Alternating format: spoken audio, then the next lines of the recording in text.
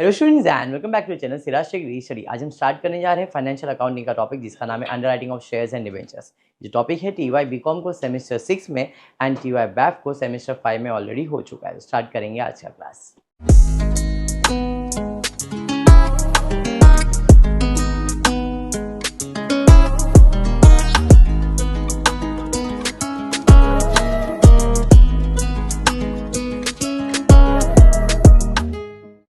Topic की बात करेंगे underwriters of shares and debentures. अभी underwriters of shares and debentures होता क्या है, पहले टॉपिक के बारे में जानते हैं, फिर सम की तरफ जाएंगे। कुछ नहीं, एक फॉर्मेट है, बाइट कर लो, बाइट हो गया तो अच्छी बात है, खाली amount fill in the blank करना है, खत्म करना है। बट कंसेप्ट क्या है एक बार देख लेते हैं। कंपनी है, कंपनी का नाम है एबीसी कंपनी लिमिटेड। ये क्या करती है, जब इनको पैसे की जरूरत पड़ती है तो शेयर इशू करती है, बराबर है। अब फॉर एग्जांपल मुझे अगर पैसे की ज़रूरत है, एक बड़ी कंपनी को पैसे की ज़रूरत पब्लिक से पड़ती है, बराबर, मुझे पैसे की ज़रूरत है तो मेरे शेयर्स बेचने के लिए गया मार्केट में। शेयर्स ले लो, शेयर्स ले लो, शेयर्स ले लो। मेरे कौन लेगा इसका शेयर, कौन है ये, जानता नहीं इसको, बराबर है। तो कोई मेरे शेयर्स खरीद ही नहीं रहा है, मैं बेचने निकला हूँ लेकिन कोई शेयर्स खरीद ही नहीं रहा है। उतने में बंगाली मेरे पास आया और मेरे को बोला, सर क्या आप शेयर्स किधर बेच रहे हो, कोई नहीं खरीदेगा। बोला क्यों, जादू किया ना सर, मेरे को दो, मैं बेच के देता हूँ, पर मुझे कमीशन दे देना थोड़ा बहुत, बाकी शेयर्स में बेच के दूंगा, बराबर। मतलब मेरे शेयर्स कौन बेचने वाला है, बंगाली, बराबर है। तो बंगाली 1 लाख शेयर्स बेचने का है, अच्छा 1 लाख बेचने का, 40,000 तो मैं बेच के दे दूंगा सर। बाकी मेरे पास दूसरा बंगाली भी है, उसको ही बोलूंगा, वो भी बेच के दे देगा। मतलब वो कितना सर, वो तो कम से कम 25,000 तो वो भी बेच देगा। मतलब तू 40 बेचेगा, वो 30 अगर बेच देता है तो 70 ही बिका, अभी भी 30 बाकी है। कोई नहीं सर, तीसरा बंगाली भी मेरे पास, वो भी बेच देगा, बराबर। इन शॉर्ट मेरे शेयर्स बेचने का रिस्पॉन्सिबिलिटी किसने लिया, 3 बंगाली ने, बंगाली ए, बंगाली बी, बंगाली सी, बराबर है। अब क्योंकि ये लोग एक कंपनी के साथ डील कर रहे हैं तो बंगाली को अपन अपग्रेड कर देते हैं, अंडरराइटर ए, अंडरराइटर बी, अंडरराइटर सी। तो अंडरराइटर क्या है समझ में आया, समझा क्या, clear. Underwriter take a responsibility to sell the shares of the companies, okay. अब मेरी कंपनी कैपेसिटी कितने शेयर्स बेचने की थी, this was the company capacity. अब ये शेयर्स बेचने की रिस्पॉन्सिबिलिटी किसने ले लिया, ए, बी एंड सी ने। ए ने 40,000, बी ने 30 और दूसरे ने भी 30, 4:3:3। इसे कहते हैं ग्रॉस लाइबिलिटी। 1 लाख शेयर जो मुझे बेचना था, 1 लाख शेयर बेचने की लाइबिलिटी 4:3:3 में बटेगा। ये समझ में आ गया, अच्छा ठीक है। अब कंपनी ने शेयर इशू किया, कंपनी शेयर मार्केट में इशू कर दिए तो लोग उसके लिए अप्लाई करते हैं। बट मेरे शेयर्स किसके पास है, अंडरराइटर एबीसी। तो जब भी शेयर अप्लाई होगा तो मेरे पास तो आ रहा है, लेकिन जब भी मेरे पास आ रहा है ना, तो शेयर्स तो मैंने अंडरराइटर्स को देके रखा है। तो मैंने इनको कहा था कि जब भी मैं मार्केट में शेयर इशू करूंगा तो तुम्हारे शेयर होल्डर को बोलना कि तुम्हारा नाम लिख के अप्लाई करे, कि भाई बंगाली ए ने बोला है, बंगाली बी ने बोला है, बंगाली सी ने। जब भी आप शेयर्स अप्लाई करोगे तो उसके नाम पे अप्लाई करो, तो मैं तुमको समझ में आ जाएगा कि तूने भेजा उसको मेरे पास, समझ में आया। तो जब भी शेयर्स मार्केट में बेचना होता है तो लोग अप्लाई करते हैं और उससे मुझे मिलता है एप्लीकेशन। मेरे को कितने शेयर्स बेचने थे, तो मैं पब्लिक को 1 लाख शेयर्स बेच रहा हूँ, पर मुझे एप्लीकेशन जो आया वो सिर्फ 80,000 शेयर्स का ही आया। मतलब कितने शेयर्स बिके, 80,000 शेयर्स बिके। अब जो 80,000 एप्लीकेशन आया है, इसमें बंगाली ए के भी शेयर्स रहेंगे, बंगाली बी के लोग भी रहेंगे, बंगाली सी के भी रहेंगे और कोई अननोन भी रहेंगे। सर कैसे हो सकता है, मेरे शेयर्स कोई दूसरे लोग ने भी खरीदे, इनको जो जानते नहीं वो लोग भी मेरे कंपनी में अप्लाई कर सकते हैं। इन लोगों ने रिस्पॉन्सिबिलिटी तो लिया है, पर शेयर्स तो मैं ही इश्यू करूंगा ना। जब शेयर्स में इश्यू करूंगा तो अप्लाई अननोन लोग भी कर सकते हैं, बट शेयर्स बेचने वाले तो ये लोग ही है, कुछ भी हो जाए, क्योंकि रिस्पॉन्सिबिलिटी इनकी है। मैं जो बोल रहा हूँ जरा ध्यान से समझ लो, अगर ये कंसेप्ट बैठ गया टॉपिक फटाफट फिल इन द ब्लैंक करने लग जाओगे। इसलिए ध्यान से एकदम सुन लो, कनेक्शन बना लो स्टोरी के साथ। तो अब क्या हुआ, शेयर बेचा मैंने कि 1 लाख शेयर बेचने का, बट एप्लीकेशन कितना आया 80,000। इसका मतलब 20,000 शेयर अभी तक बिकने का बाकी है, उसके बारे में बाद में बात करेंगे। मेरे पास एप्लीकेशन आया, अरे इस पे तो बंगाली ए का नाम रखा है, अरे इस पे बंगाली बी का नाम रखा है, इसे बंगाली, ये खाली वाला है बाजू में रखो। मतलब जब भी एप्लीकेशन आता है इसके 2 पार्ट होते हैं, एक होता है मार्क्ड एप्लीकेशन और एक होता है अनमार्क्ड। मार्क्ड मतलब जिसके ऊपर नाम लिखा हुआ है कि अंडरराइटर ए का है, बी का है, सी का है, उसे कहते हैं मार्क्ड एप्लीकेशन।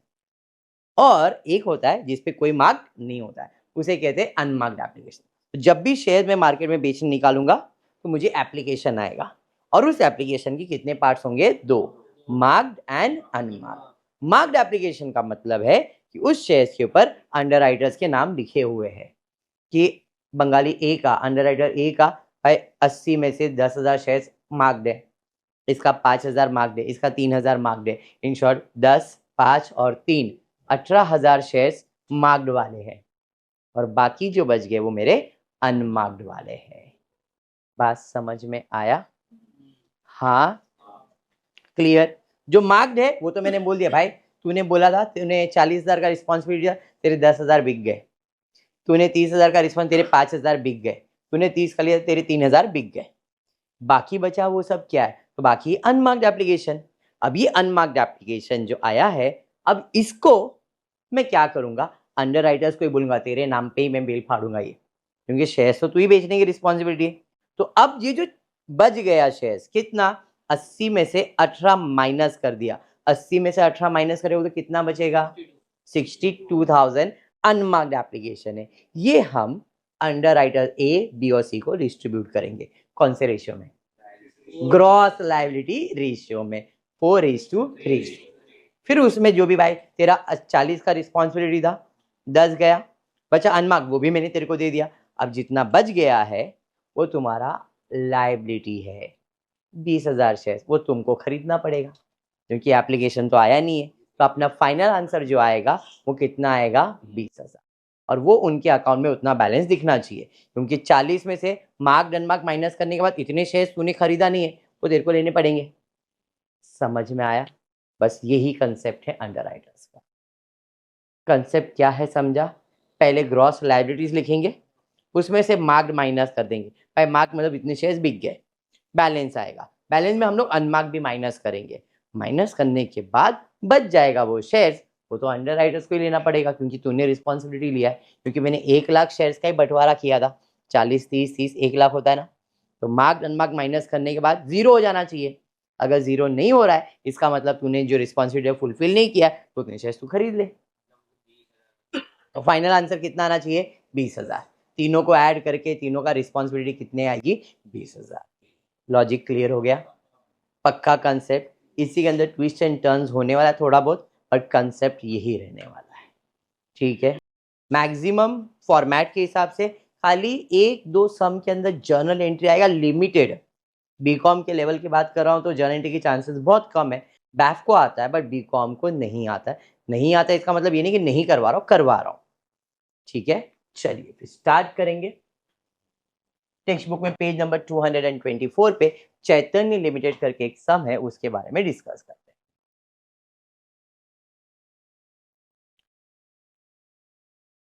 आ गया भाई, चल आजा। चैतन्य लिमिटेड, बराबर है, दिख रहा है सबको अच्छे से। चैतन्य लिमिटेड, पहले क्वेश्चन समझते हैं। चैतन्य लिमिटेड एक कंपनी है, कितने शेयर इशू करना चाह रही है, मतलब मुझे 40,000 शेयर बेचना है। Issue is underwritten by ABC in the ratio 5:3:2। मतलब मुझे 40,000 प्राची शेयर बेचने थे, मेरे से नहीं बिके। 3 बंगाली लोग आए ABC, तीनों ने मुझे क्या बोला, अरे सर लाओ ना मैं बेच के देता हूँ। कौन से रेशियो में बेच के दूंगा, 5:3:2। तो बंगाली बोला 5 हिस्सा मुझे दे दो, ए ने। बी ने 3 हिस्सा मेरे को दे दो, 2 हिस्सा। अब ये 5:3:2 किस में से करेंगे हम लोग, 40,000। इससे क्या मिलेगा, ग्रॉस लायबिलिटी। क्या मिलेगा, ग्रॉस लायबिलिटीज। फिर अनमार्क्ड एप्लीकेशन टोटल हुआ है 2000 रुपए, whereas marked application were as follow, A का मार्क कितना है, बी का मार्क कितना है, सी का मार्क कितना है, ये मिल गया। Calculate the net liability of each one of the underwriter, unmarked application are to be distributed among the underwriter in the ratio of gross liability. अगर ये लाइन नहीं भी दिया रहता तो भी हम लोग ग्रॉस लायबिलिटी में डिस्ट्रीब्यूट करते। फॉर्मेट कैसा है जरा एक बार समझते। कंपनी कैपेसिटी कितनी है, ग्रॉस लायबिलिटी का रेशियो क्या है, देखो मैंने जो कॉलम बनाया है particular basis 3 underwriter and total gross liability कितना है 40,000। कौन से रेशियो में बांटना है इसे, तो पहला लिखा मैंने ए ग्रॉस लायबिलिटी रेशियो 5:3:2, 5 + 3 8 + 2 10 होता है, 40,000 इंटू 5 डिवाइड बाई 10, तो ये हो गया ग्रॉस लायबिलिटी। मतलब अंडरराइटर ए ने क्या बोला, मैं कितने शेयर बेच के दूंगा, बी ने कितना बोला, सी ने कितना बोला, ये उनकी रिस्पॉन्सिबिलिटी है, बराबर। तो मैंने इधर लिखा 40,000। इसके बाद हमको देखने का एप्लीकेशन कितना आया, इधर बंटवारा करके दिया है। नॉर्मली कभी कभी क्वेश्चन में डायरेक्टली 90% क्वेश्चन में डायरेक्टली देगा, पर कभी कभी ऐसे घुमा के देंगे। अनमार्क्ड एप्लीकेशन कितना आया और मार्क कितना आया, 16, 5,700, 8,300। तो कैलकुलेटर तो अलाउड ही है अपने को, 16,000 प्लस 5,700 प्लस 8,300 कितना हो गया, प्लस अनमार्क कितना, तो एप्लीकेशन कितना रिसीव हुआ, समझ में आया। 40 में से सिर्फ 32 ही मिला है, तो बैलेंस कितना बच गया, तो मेरा फाइनल आंसर कितना आना चाहिए, तीनों अंडरराइटर को प्लस करके 8,000 आंसर आना चाहिए। मैंने आपको आंसर दे दिया, समझाइए। अब जो 32,000 एप्लीकेशन आए, इसके कितने पार्ट्स होते हैं, मार्क्ड, मार्क्ड अपने को मालूम है, ए का, बी का, सी का मालूम है। अनमार्क कितना है, 32 में से 30 मार्क्ड है, तो अनमार्क 2000 रहेगा। कौन से रेशियो में बटेगा, GLR ग्रॉस लायबिलिटी रेशियो 5:3:2, तो 2000 को into 5 divided by 10, 1604। Working clear. चलिए सॉल्यूशन की तरफ जाए। इसको कोई मार्क्स नहीं है, मार्क्स इधर है, ठीक है ना। बट ये बनाने से फायदा अभी नहीं समझेगा, जब टाइप चेंज होता है ना तब समझ में आएगा। इसके लिए इसकी हैबिट रखो अच्छे से। सबसे पहला ए ग्रॉस लायबिलिटी, ग्रॉस लायबिलिटी में क्या माइनस करेंगे, मार्क्ड एप्लीकेशन, स्टेप्स यही फॉलो करना है। बी मार्क करना है लेस मार्क्ड एप्लीकेशन, ए का कितना, बी का कितना, सी का कितना, टोटल कितना, 30,000। कैलकुलेटर अलाउड है हाँ अपने को, तो बैलेंस निकालेंगे। 20 में से 16 जाएगा, 12 में से 5,700 जाएगा, 8,000 में 8,300 जाएगा, -300। इसका मतलब इसका रेपुटेशन ज्यादा है मार्केट में, इसने ज्यादा एप्लीकेशन दे दिया, इसके नाम का आया है, नेगेटिव में चल रहा है। टोटल 10,000 ही आएगा बराबर, टोटल भी 10,000, ऐसा भी आएगा और ऐसा माइनस करोगे तो भी 10 ही आएगा। अब माइनस करेंगे क्या, बैलेंस निकालेंगे। भाई अनमार्क शेयर्स कितने मेरे पास 2000, इसमें से ए को कितना देने का है 1000, 600, 400, इसके नाम पे तो अपने को ट्रांसफर करना ही है। चलिए बैलेंस निकालेंगे। 4,000 में 1,000 जाएगा तो 6,300 में 600 माइनस करेंगे तो बराबर ना, 300 में 400, तो माइनस माइनस तो प्लस होएगा, -700। 10,000 में 2,000 माइनस करेंगे 8,000, और ऐसा प्लस करके देखो तो भी 8,000 ही आएगा। 3,000 प्लस 5,700, 8,700 -700 करेंगे तो 8,000 आएगा। हाँ, अब याद रखो कभी भी शेयर्स नेगेटिव नहीं हो सकता है, जैसे इधर नेगेटिव आ रहा है, तो अगर नेगेटिव आता है तो इस नेगेटिव को अपने को एडजस्ट करना है। अब हुआ क्या, इसने रिस्पॉन्सिबिलिटी लिया लेकिन इसके शेयर्स बिके नहीं, इसने रिस्पॉन्सिबिलिटी, इसके भी शेयर्स बिके नहीं, इसने लिया तो इसके ज्यादा बिक गए, मतलब इसके नाम पे ज्यादा आया। कितना ज्यादा शेयर्स आया है, अब ये 700 शेयर्स अपने को क्या करना पड़ेगा, ए के पास से और बी के पास से लेके इसके अकाउंट में डालना पड़ेगा, इसको जीरो करना पड़ेगा क्योंकि इसके नाम का है।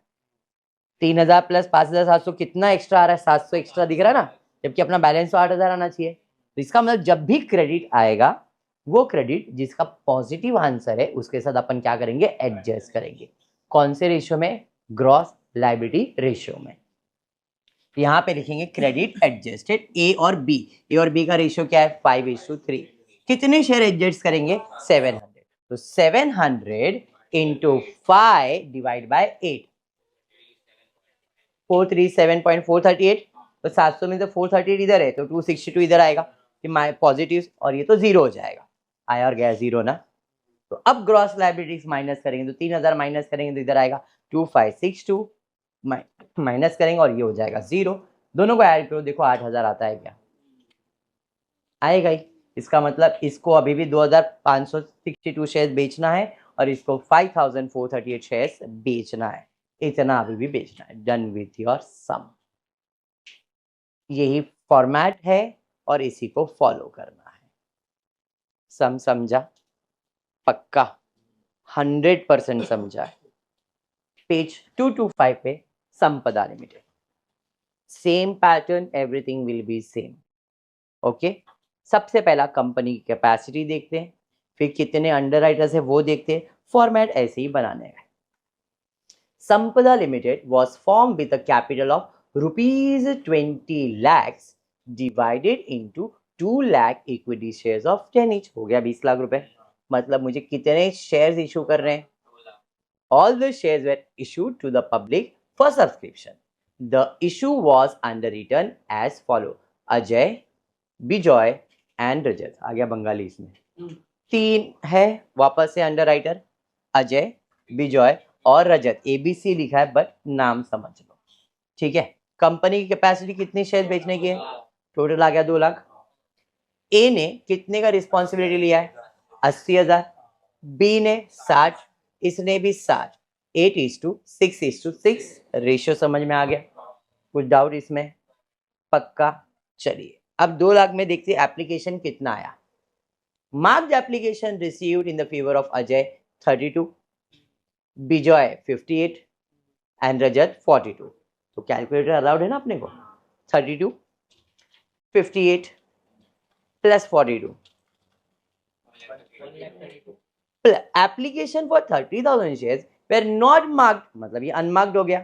तो 1,32,000 में और 32, 1,62,000। Application received 1,62,000। 2 लाख बेचना था, 162 ही बिका है, तो बच गया 38 तुम्हारा क्या रहेगा, 38 तुम्हारा बैलेंस रहेगा। एप्लीकेशन जो है इसके कितने पार्ट्स होते हैं, 2, मार्क्ड और, समझ में आया। मार्क तो अपने को मालूम ही है, 32 58 42 यानी कि 1,32,000। 162 में 132 तो अनमार्क कितना है, 30। कौन से रेशियो में, इधर बोला है prepare statement showing the liability of each underwriter unmarked application to be distributed among the underwriter in the ratio of the gross liability 8:6:6। 20 में डिवाइड होगा तो 30,000 into 8 divide by 20, 30,000 into 6 divide by 20, 12, 9 और 9। समझ में आ गया, देख लो करके, आएगा ही, बराबर है। हाँ, वर्किंग पे आते हैं। सबसे पहला ग्रॉस लायबिलिटीज लिखना होता है, हाँ, फिर माइनस करना है marked application. Marked application 32 58 42, total हो गया 132। माइनस करना अपने को अलाउड है कैलकुलेटर पे। फिर 12 2000, फिर 12 किधर आएगा, 18, कितना हो गया 20 और 68। 2 लाख में 138 माइनस करो तो भी 168 ही आएगा। माइनस करेंगे अनमार्क्ड, अनमार्क कितना है 12,000 9,000 9,000, टोटल है, चल माइनस करेंगे, फिर माइनस, समझा, और 9,000 ही आएगा ना।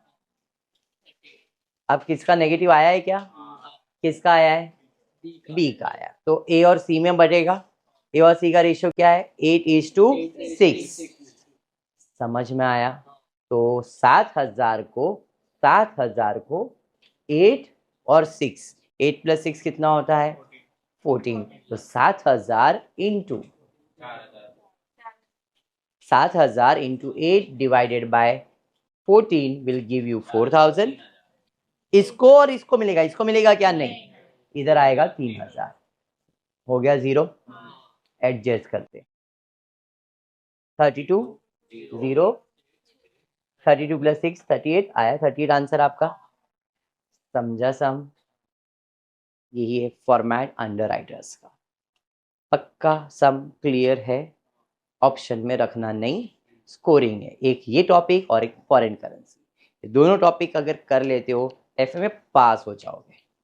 पास, फेल होने की बात नहीं, पास, स्कोरिंग की भी बात नहीं करो, सिर्फ पास होने का उम्मीद है, जॉब कर रहे हो सर पास होने का, ये 2 टॉपिक करो आराम से पास, ऑप्शन में नहीं रखना है, ठीक है क्या?